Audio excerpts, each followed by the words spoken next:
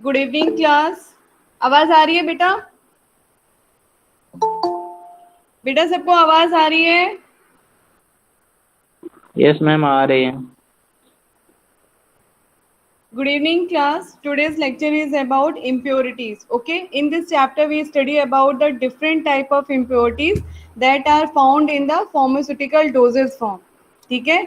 So impurity means a foreign material or any material that is present other than the active drug. Okay, so impurities may be toxic or non toxic. ठीक है?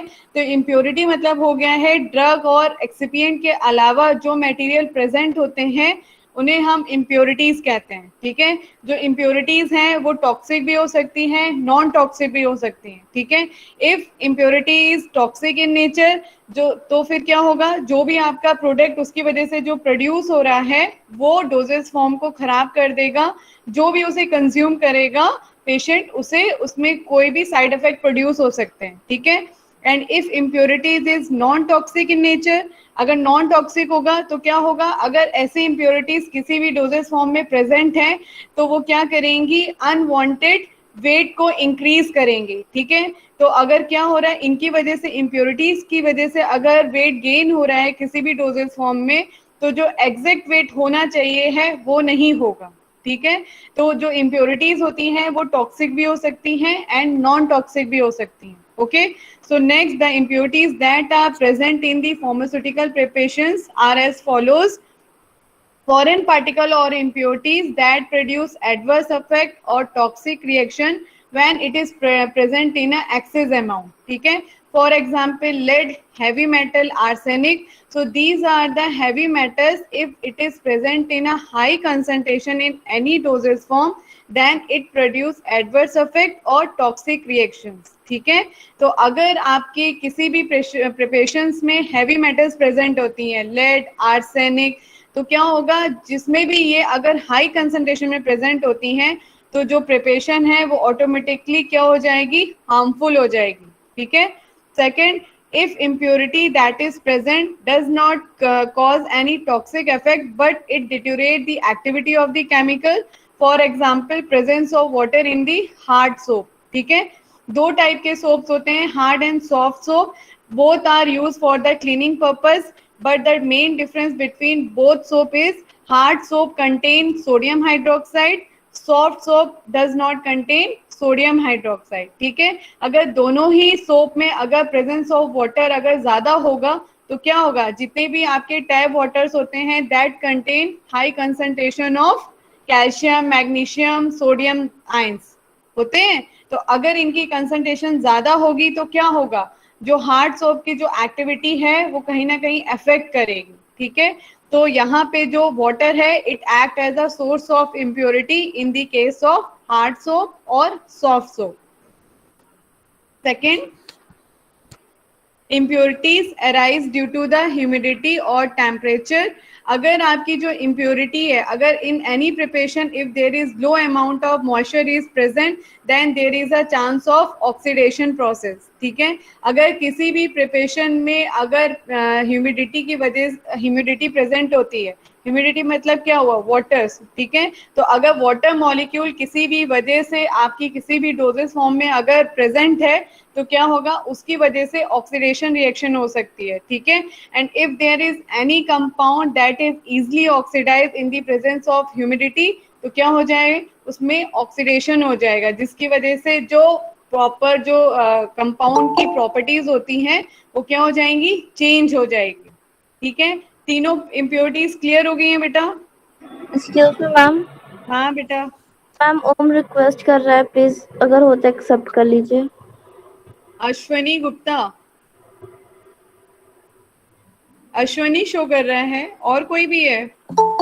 Yes ma'am, ओम था ma'am, वो रास्ते में था इसलिए वो थोड़ा लेट हो गया। हाँ ठीक है, मैंने ज्वाइन कर लिया। ठीक है? Okay ma'am. चलिए, ये जो तीन इम्प्योरिटीज बताई हैं क्लियर हो गई हैं। Next, the impurities that is occur due to the colouring and flavouring substances. ठीक है? आपने देखा होगा जितने भी डोजेस फॉर्म होते हैं उनमें से कुछ डोजेस फॉर्म में हम कलरिंग एंड फ्लेवरिंग एजेंट्स को यूज करते हैं। So there is a chance that colouring and flavouring agent act as a impurity. ठीक है, तो कई बार क्या होता है कि जो इन कलरिंग एंड फ्लेवरिंग सब्सटेंस की वजह से भी जो कंपाउंड है उसकी प्रॉपर्टीज चेंज हो जाती है। For example, presence of phenolic compound decolorize the sodium salicylate. Okay, next, the presence of minute quantity of magnesium salt cause damping of sodium chloride. ठीक है, next, due to the presence of impurities, physical and chemical properties of a substance is changed and it reduces the shelf life of the drug. Okay, so in the presence of impurity, these type of problem is come. ठीक है, next, in this slide I will show the sources of impurities. ठीक है, तो यहाँ पे जो slide है इसमें आप अगर देखोगे तो यहाँ पे एक दिखाई पड़ रहा है जो फाइनल जो डोजेस फॉर्म है इसमें कहाँ कहाँ से इम्प्योरिटीज आ सकती हैं। ठीक है, तो यहाँ पे क्या हो रहा है, अगर आप इस फ्लो चार्ट को ध्यान से देखोगे, there are many sources that from where we get the impurities and these impurities are finally present in the final formulation. ठीक है, तो क्या क्या सोर्सेज हो सकते हैं impurities के? पहला है, जो भी आप ड्रग सब्सटेंस यूज कर रहे हैं, जो भी रो ड्रग है जो आप यूज कर रहे हैं पर्टिकुलर डोजेस फॉर्म को प्रिपेयर करने के लिए, उसमें भी आपकी impurities प्रेजेंट हो सकती हैं। ठीक है, सेकेंड, मैन्युफैक्चरिंग इक्विपमेंट्स। इसका मीन है जो भी आप इक्विपमेंट यूज कर रहे हैं प्रॉपर डोजेस फॉर्म को फॉर्मुलेट करने के लिए, या जो भी मैन्युफैक्चरिंग प्रोसेस आपने यूज किया है पर्टिकुलर प्रिपरेशन को बनाने के लिए, वो भी एक सोर्स हो सकता है इम्प्योरिटी का। ठीक है, थर्ड, मीडिया, एयर और वाटर। ठीक है, जिस एरिया में आप काम कर रहे हो वहां पे डस्ट लेवल कितना है, वहां पे जो एयर है वो कितनी क्लीन है, ये सारे एक सोर्स होते हैं इम्प्योरिटीज के।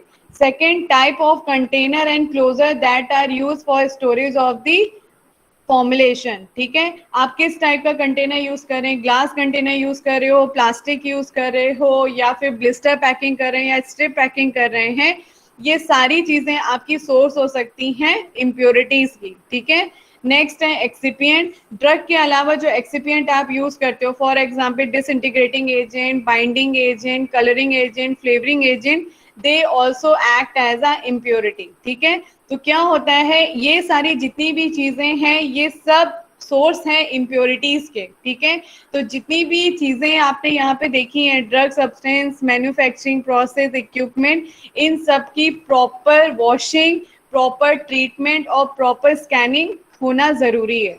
ठीक है, next, first is the raw material impurity.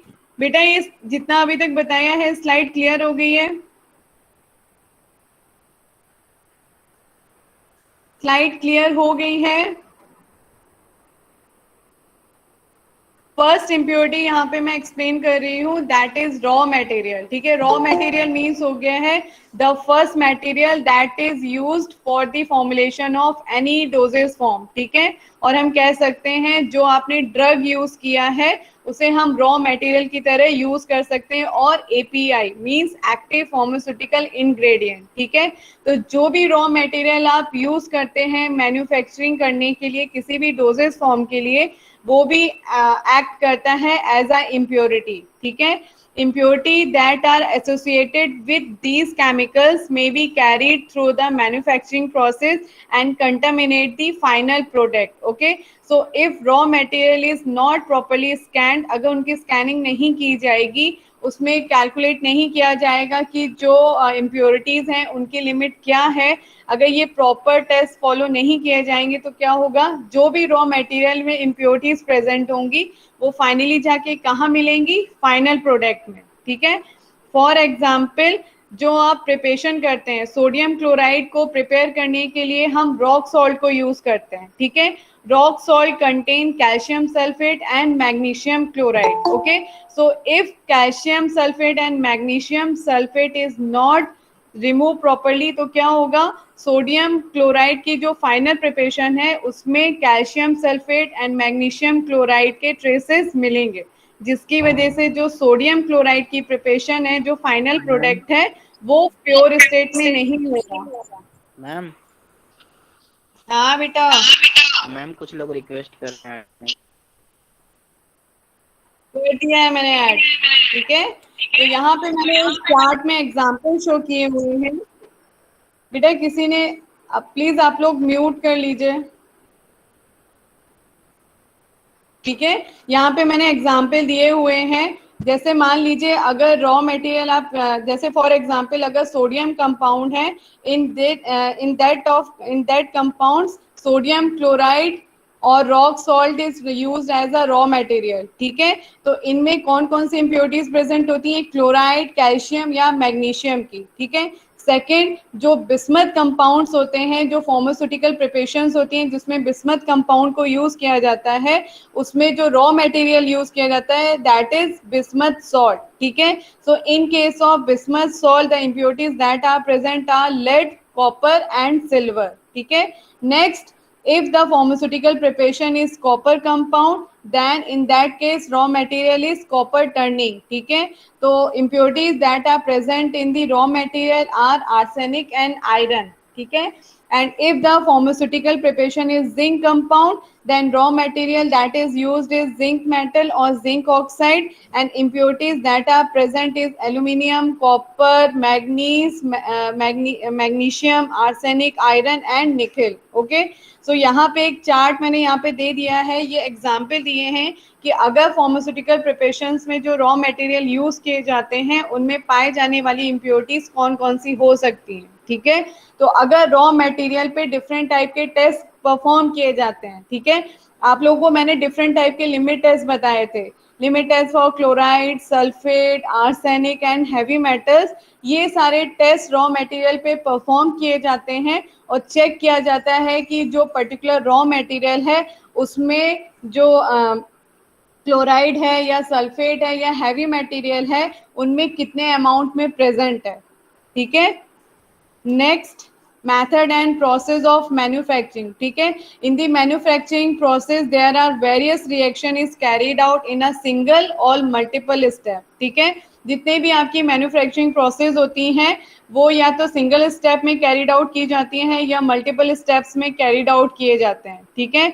So in any manufacturing process raw material, different type of raw material is used, equipments is used, reactions are carried out in the equipment or container, intermediates are produced, solvents are used, so all these are the source of the impurities, ठीक है।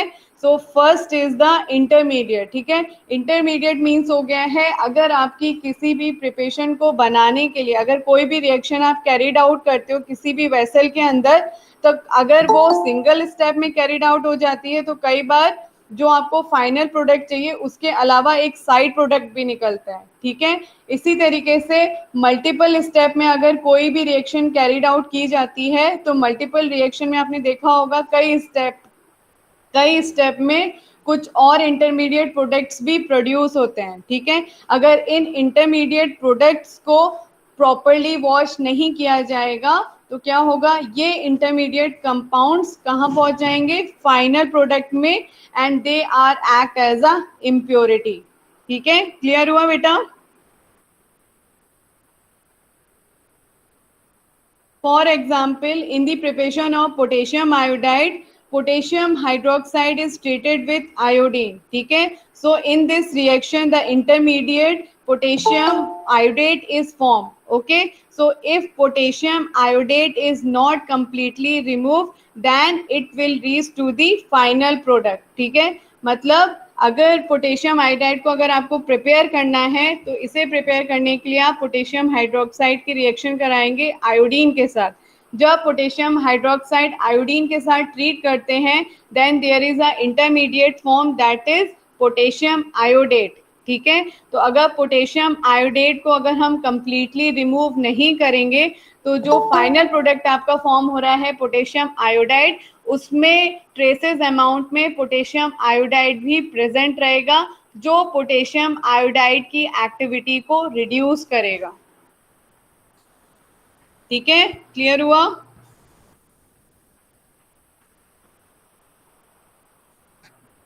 चलिए next is the reagent that are used in the process The final product may contain unreacted reagent that are used in the process. They are act as an impurity and if it is not washed properly. ठीक है. For example, lead is present as an impurity when sulphuric acid is used as a reagent. ठीक है. अगर आपने देखा होगा different chemical reaction को carried out करने के लिए डिफरेंट टाइप के रिएजेंट्स यूज किए जाते हैं. For example sulphuric acid, nitric acid, concentrated hydrochloric acid, dilute hydrochloric acid.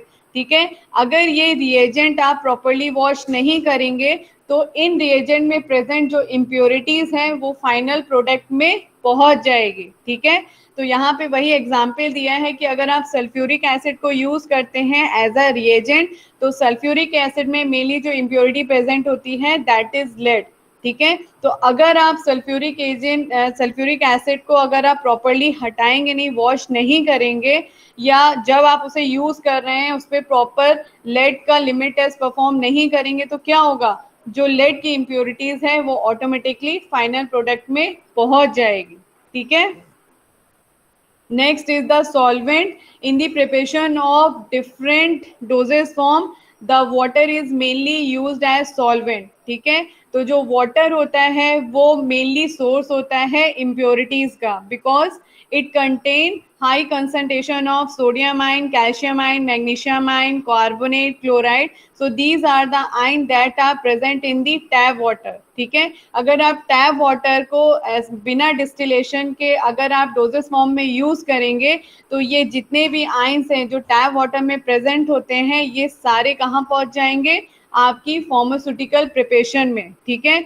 इनकी कंसंट्रेशन ज्यादा होने की वजह से क्या होगा, जो आपकी फॉर्मुलेशन है उसमें क्या होगा, ये सारे जितने भी आयंस हैं सोडियम, कैल्शियम, मैग्नीशियम, ये क्या करेंगे, सॉल्ट फॉर्मेशन करेंगे. ठीक है. जिसकी वजह से क्या होगा, जो आपकी प्रिपरेशन है वो उनकी प्रॉपर्टीज चेंज हो सकती है. ठीक है. तो क्या करते हैं, मेनली जितने भी फार्मास्यूटिकल प्रिपरेशंस होती हैं उनमें टैप वाटर नहीं यूज किया जाता है. इंस्टेड ऑफ टैप वाटर हम क्या यूज करते हैं, प्यूरिफाई वाटर, डिस्टिल्ड वाटर या water for injection, sterile water for injection.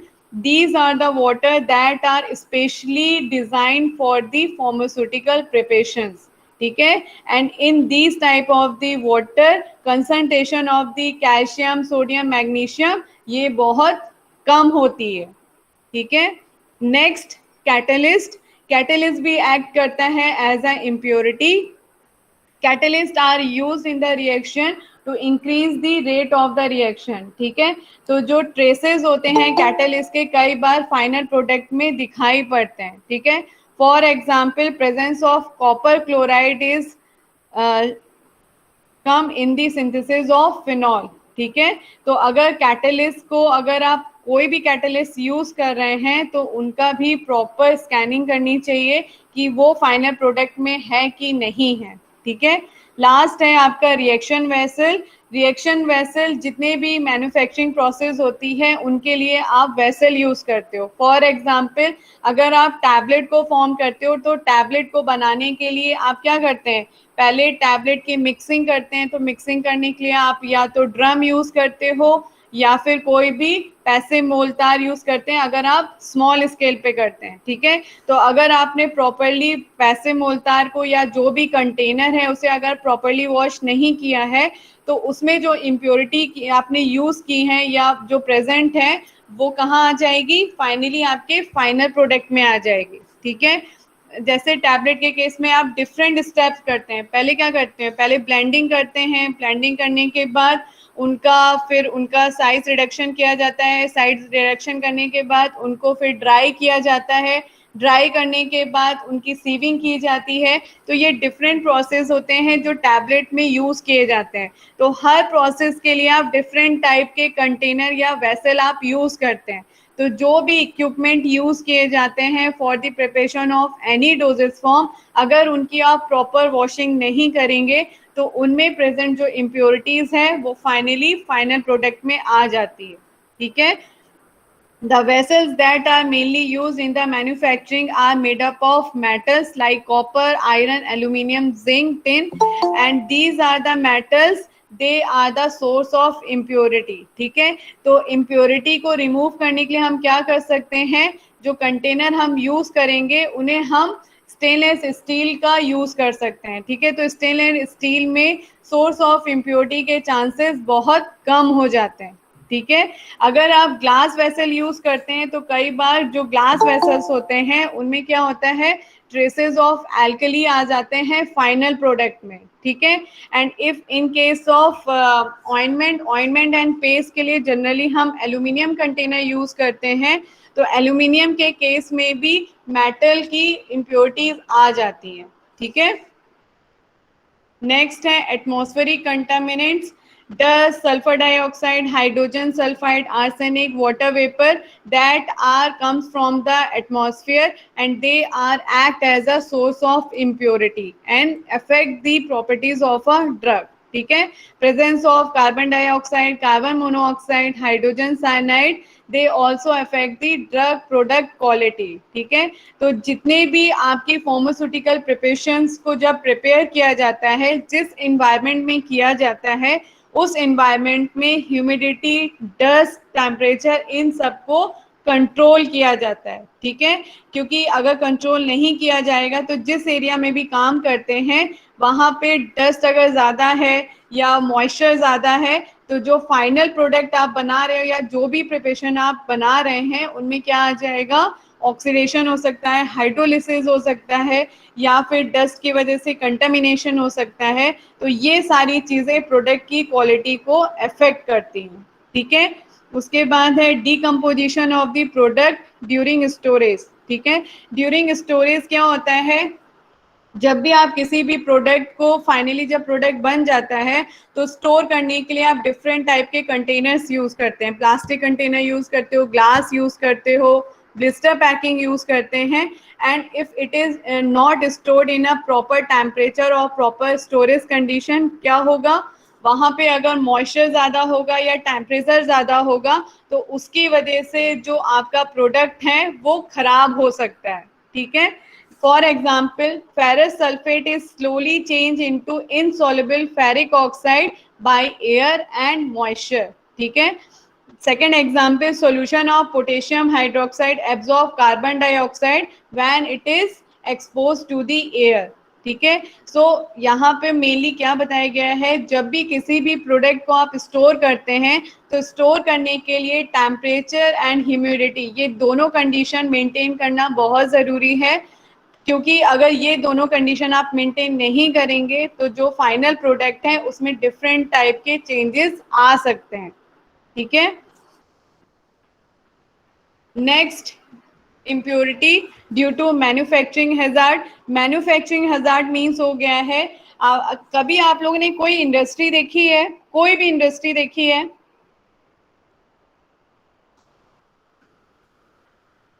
बेटा आप लोग किसी ने भी कोई भी इंडस्ट्री देखी है? आवाज आ रही है? यस मैम, देखिए किसी ने कोई इंडस्ट्री देखी है?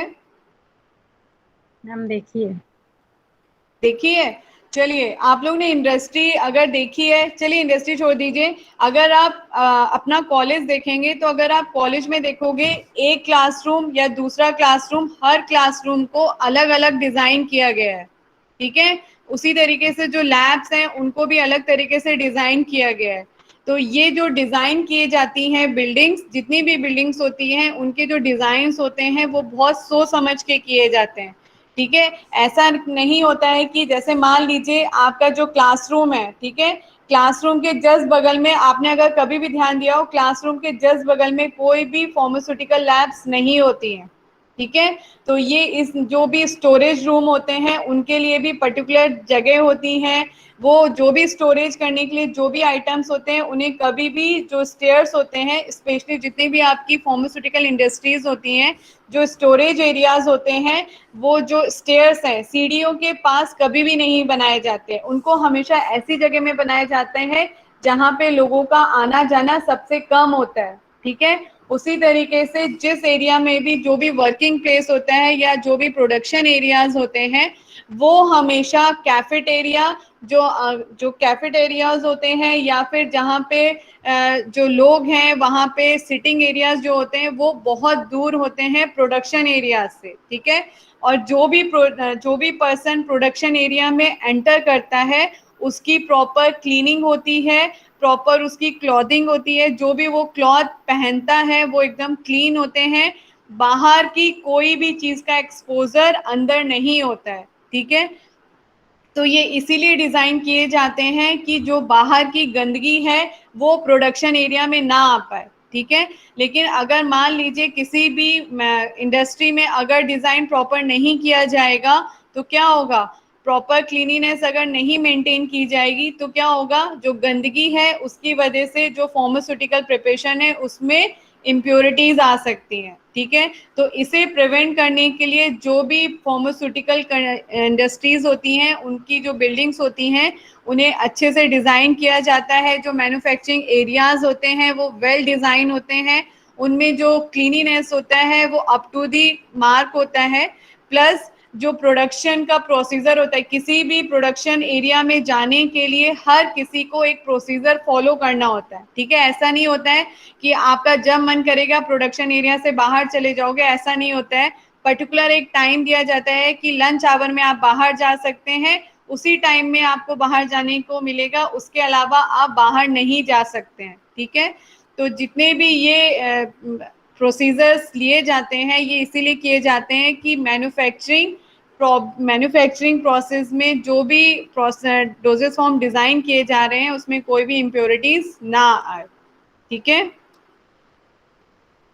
Next last point is deliberated adulteration. इसका मतलब होता है कई बार क्या होता है, आप लोग ने देखा होगा कई बार न्यूज आती है मिलावट, अब आती है न्यूज, ठीक है। तो यहाँ पे भी वही सेम चीज है, कई बार क्या होता है कुछ इंडस्ट्रीज मुनाफे के लिए क्या करती हैं, जो रॉ मटेरियल यूज करती हैं या फिर जो एक्सिपिएंट यूज करती हैं for the preparation of any dosage form, they are cheaper, ठीक है। तो चीपर होने की वजह से क्या होता है, their quality is not up to the standard of the pharmacopoeias. तो क्या होगा, अगर आप इस टाइप के इम्प्योर ड्रग या एक्सिपिएंट को यूज करते हैं किसी भी डोजेस फॉर्म को फॉर्मुलेट करने के लिए, तो क्या होगा उसमें फाइनल जो भी प्रोडक्ट बनेगा उसमें इम्प्योरिटीज आ जाएंगी, ठीक है।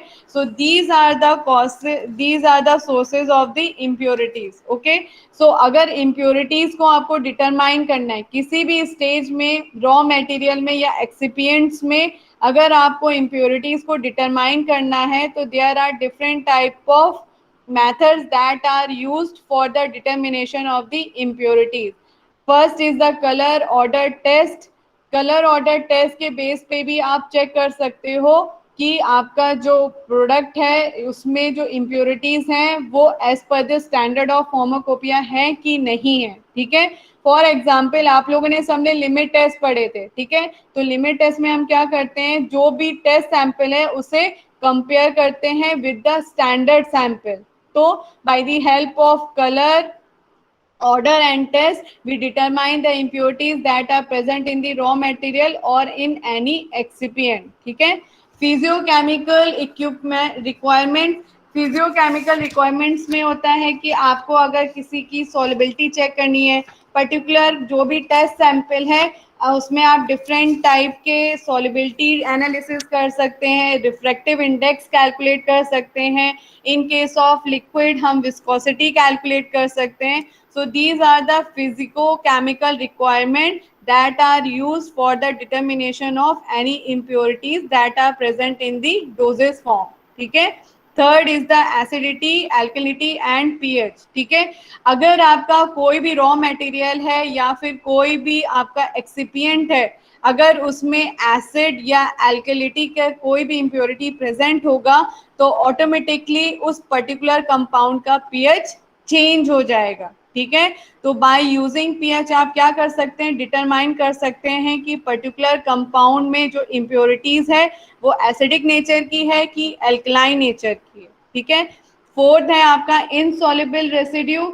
इनसॉल्युबल रेसिड्यू के लिए आप डिफरेंट टाइप के टेस्ट परफॉर्म करते हैं। On the basis of test आप डिटरमाइन करते हैं कि उसमें जो इम्प्योरिटीज हैं वो कौन सी प्रेजेंट है। ठीक है, एनाइन कैटाइन, आपके जितने भी फार्मास्यूटिकल इंग्रेडिएंट्स होते हैं उनमें डिफरेंट टाइप के कैटाइन एनाइन परफॉर्म प्रेजेंट होते हैं, तो डिफरेंट टाइप के टेस्ट परफॉर्म किए जाते हैं एज पर दी एनाइन और cation that are present in the excipient and raw material. ठीक है, सेकेंड सिक्स पॉइंट है एश वैल्यू।